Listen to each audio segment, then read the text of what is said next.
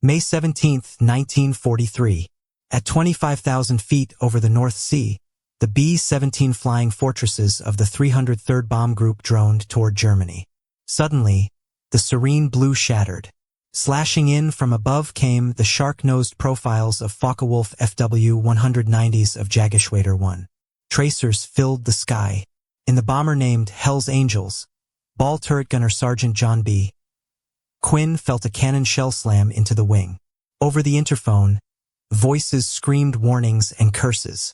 Then the gunners returned fire. The tail gunner tracked a diving 190, his twin .50 caliber machine guns hammering. The fighter's engine belched smoke, then erupted in a fireball.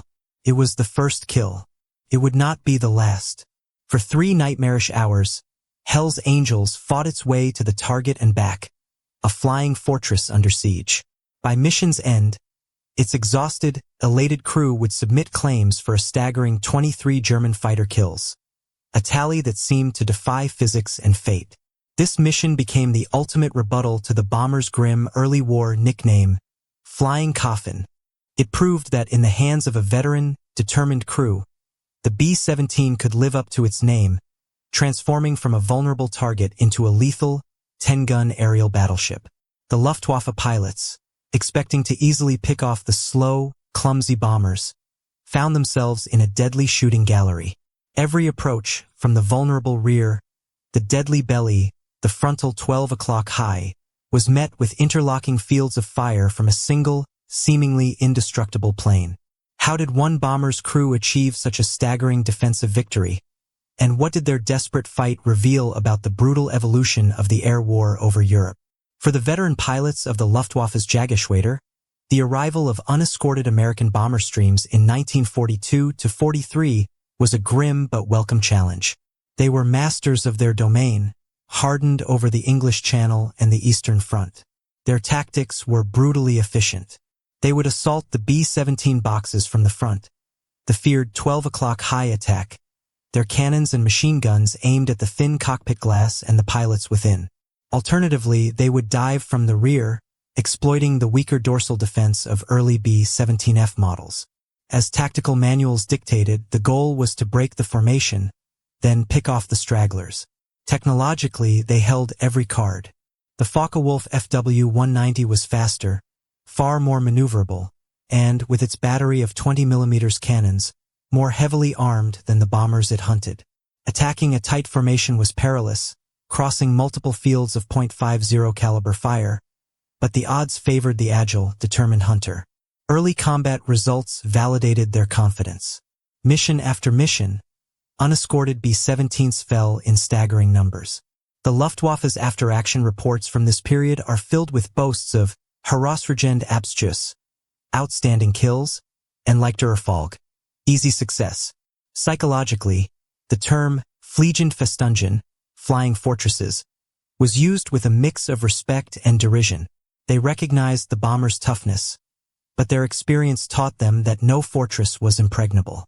A 10% or higher loss rate per mission for the Americans, catastrophic by any military standard, seemed to prove that their tactics could crack any formation.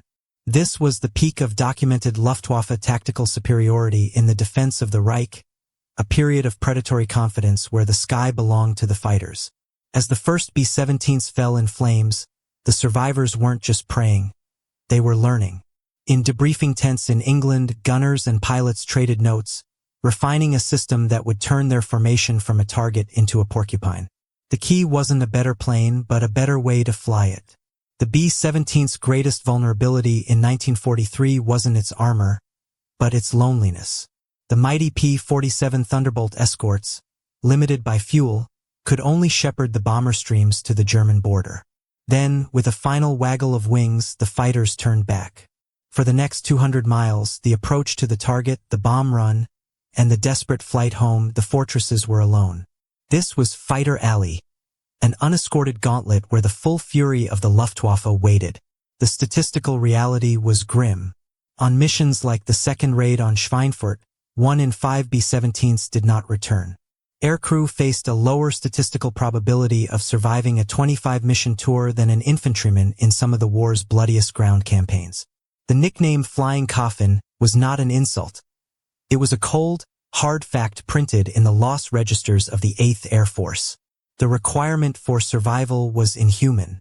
For hours, 10 men crammed into a freezing, vibrating aluminum tube had to execute perfect formation flying under cannon fire, administer first aid, put out fires, navigate through anti-aircraft flak, drop bombs on target, and fight back with their machine guns, all while oxygen masks froze and the air screamed with metal. Their only defense was the interlocking .50 caliber fire from their own plane and the planes around them. If bomber losses continued at this rate, the entire daylight strategic bombing campaign, the cornerstone of Allied air strategy, would collapse from sheer attrition. They had to make the unescorted fortress survive on its own merits. This was the documented Allied crisis. Unsustainable losses and profound vulnerability at the very heart of their air offensive. Yet, within each returning, battered bomber was a lesson in survival. The solution emerged from the carnage. It was called the combat box, but its true secret was the men inside the aluminum skins. For a crew like that of Hell's Angels, their plane wasn't a coffin, it was their castle, and every gun was a battlement. The Allied answer to the fighter swarm was not a better aircraft, but a better formation. Pioneered by commanders like Curtis LeMay, the combat box was a masterpiece of three-dimensional geometry. Bombers were stacked in staggered, tight-knit layers, a flying cube of firepower. A German fighter diving on one B-17 would have to fly through the converging .50 caliber streams of a dozen others. The formation itself became the fortress. But the aluminum and steel were nothing without the men inside. A B-17 crew was a single 10-man nervous system. Survival depended on flawless integration. Over the interphone, gunners called out attacks with clock-face precision. Bandits, 3 o'clock high. The top turret gunner would swivel to engage, while the waist gunners covered the beam. The tail gunner, in his lonely plexiglass pod, was the eyes for the entire rear quadrant. The ball turret gunner, hanging beneath the fuselage, protected the deadly blind spot below. Every man had a sector, every sector interlocked. Gunnery evolved from spraying hope to a grim science. Veterans practiced tracer discipline, loading only every 5th round as a glowing tracer to avoid giving German pilots a visible stream to dodge. They learned to lead a target intuitively, calculating deflection in a split second. They were trained to aim for engines and cockpits to kill the plane, not just scare it. The bond forged in this interdependence was absolute. The pilot trusted the tail gunner with his life. The waist gunner trusted the ball turret gunner to cover his blind spot. They were not 10 individuals, but a single, resilient organism wired together by interphone cables and shared terror. This was documented Allied systematization at its finest. A fusion of tactical geometry, technological deployment, and human teamwork. It stood in stark contrast to the German expectation of facing panicked, disorganized bombers that could be picked off one by one. The Luftwaffe was now attacking a coordinated system. On May 17, 1943, the theory was put to the ultimate test. The mission roster for the 303rd Berg shows, Hell's Angels, was assigned a spot in the low squadron, a notoriously dangerous position. This crew, veterans of several missions, knew what was coming. Inside Hell's Angels, the world was reduced to a roaring, vibrating cocoon of aluminum and anxiety. At 25,000 feet, the temperature plunged to 40 below zero.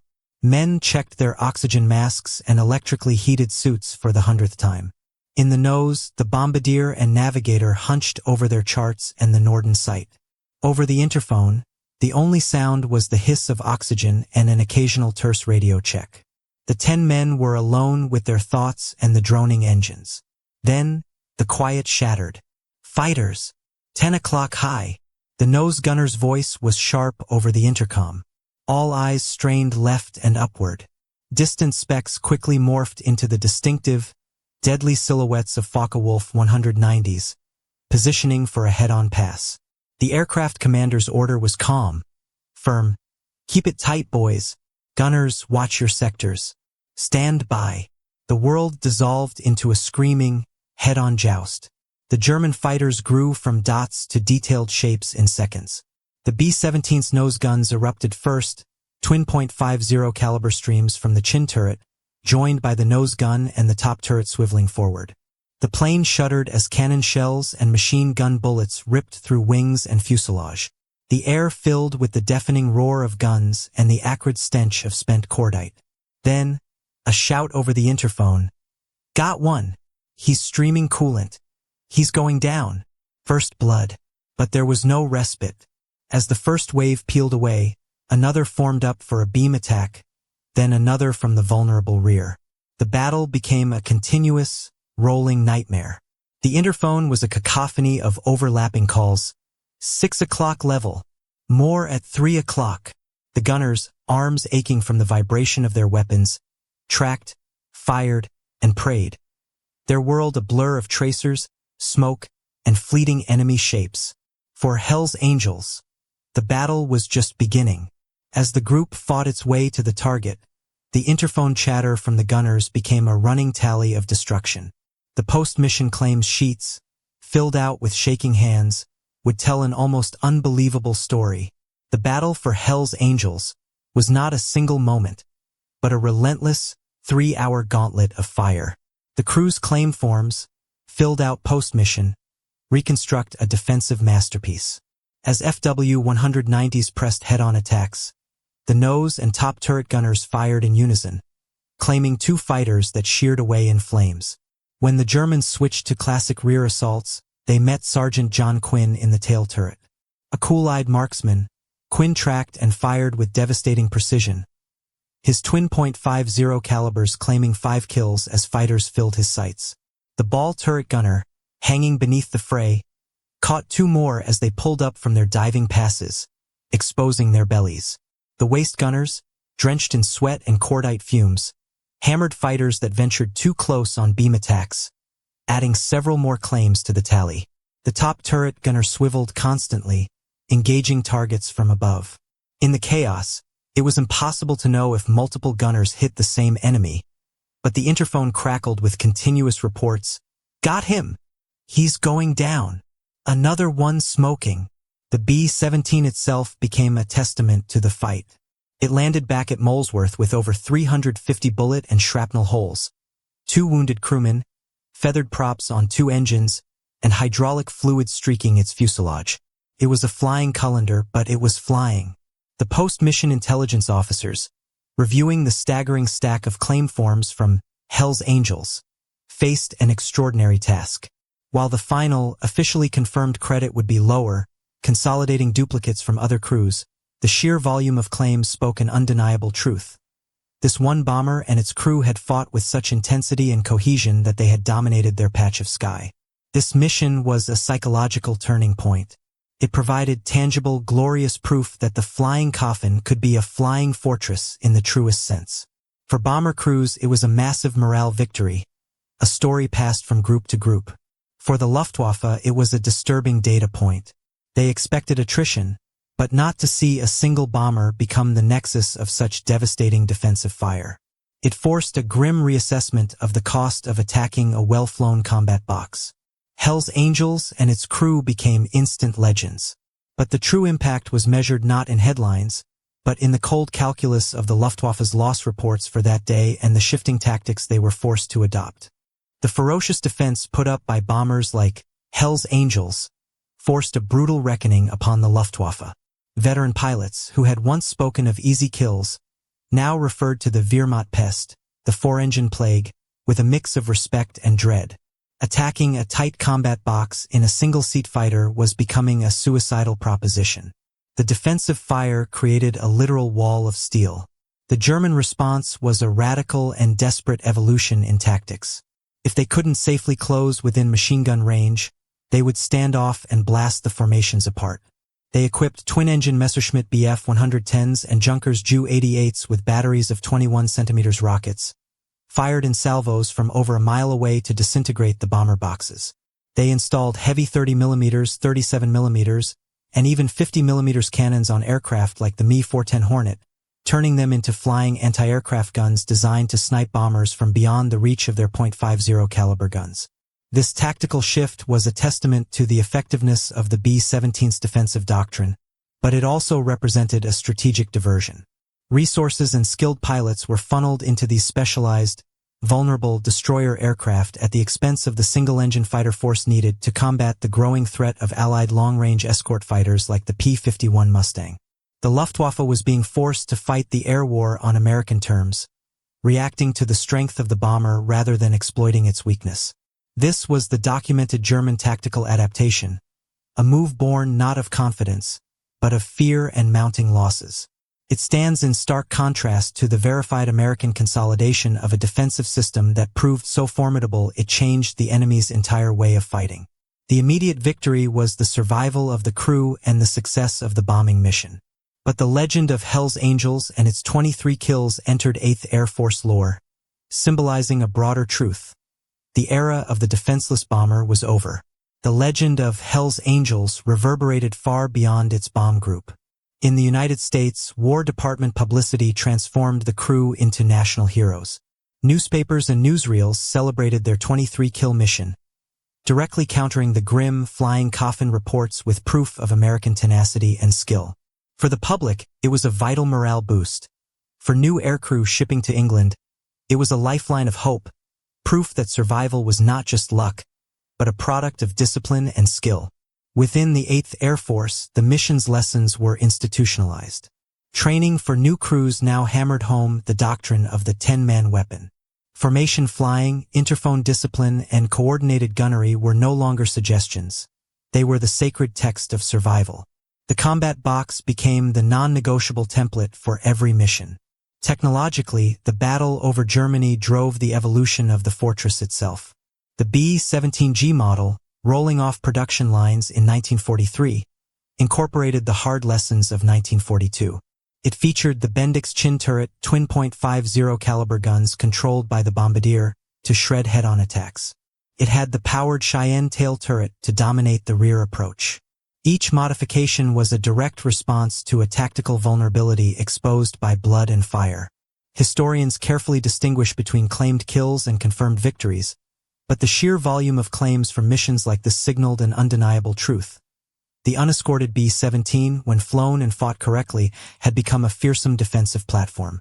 This documented cycle of American adaptation, transforming combat experience into propaganda, training, and better machinery, stands in stark contrast to the German response.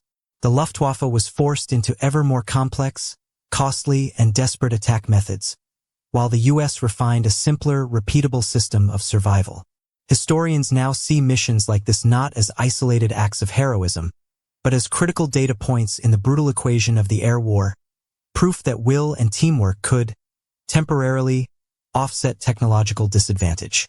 The story of Hell's Angels and its 23 claims transcends a single mission. It occupies a sacred place in the mythology of the mighty Eighth, standing alongside legends like the Memphis Belle not as a tale of firsts, but as an epic of sheer defensive fury. It is the ultimate rebuttal to the flying coffin slander and the cornerstone of the bomber crew's identity as resilient warriors. More profoundly, it represents a victory of the collective over the individual in the aerial arena. While the Luftwaffe and Allied press celebrated the solo fighter ace, this story celebrates the democratic, anonymous heroism of the crew. It was the sergeants and lieutenants, the tail gunner, the ball turret gunner, the engineer in the top turret, working as a single nervous system who achieved this feat. As Gunner John Luckadoo recalled, survival depended on the organism, not the individual. This narrative reshaped the understanding of air combat, proving that the most complex machine was worthless without the 10 men inside who made it a living weapon. For historians, the mission is a rich case study. It sits at the intersection of verifiable fact, the damaged plane, the mission reports, the German losses that day, and combat legend, the inflated but symbolically powerful claim tally. It forces an analysis of what constituted effectiveness in bomber defense. Not just confirmed kills, but the ability to deter, disrupt, and survive attacks through overwhelming, coordinated fire. The very existence of the legend boosted the morale of thousands of bomber crews who followed, proving that the fortress could indeed be a fortress. This documented legacy, a story of collective courage, systemic defense, and enduring symbolism, stands in permanent contrast to the glamorous, individualistic narrative of the fighter ace. It argues that the true engine of victory in the bomber war was not the lone hero, but the fused will of 10 men in an aluminum shell. So, what is the ultimate roaring lesson from this story of a bomber, its crew, and 23 swirling fighters? The ultimate lesson of Hell's Angels is written not in aluminum, but in flesh and blood. A weapon is only as good as the crew that wields it. The B-17 was designed as a fortress on paper, but it was the coordination, courage, and split-second skill of its 10-man crew that made that design a terrifying reality. They transformed a statistical coffin into a living legend. They called it a coffin until the men inside decided it was their castle. The Luftwaffe pilots expected to break a machine. They instead encountered the unbreakable will of a team. This story is a permanent tribute to the unsung experts, the gunners, the engineers, the radio operators, whose individual names are lost to history, but whose collective action, discipline, and trust in each other shaped the course of the air war. The 303rd Bomb Group's own history renders the final verdict. The mission of May 17, 1943 stands as one of the most fiercely contested in the group's early history. One aircraft, despite sustaining severe damage, returned with its crew claiming an extraordinary number of enemy fighters destroyed, a testament to the formidable defensive capability of a determined fortress crew. This story is written in mission reports and gunner claims. If you want to discover more incredible true stories of the men and machines of the mighty 8th, subscribe. We fly into the archives. Next time, we'll dive into a different kind of air battle, the night witches of the Soviet Air Force. How young female pilots in flimsy wooden biplanes terrorized the German army is a story of courage that defies belief. History's echo fades into the drone of engines. Never mistake the machine for the men inside. For in the right hands, even a coffin can become a fortress.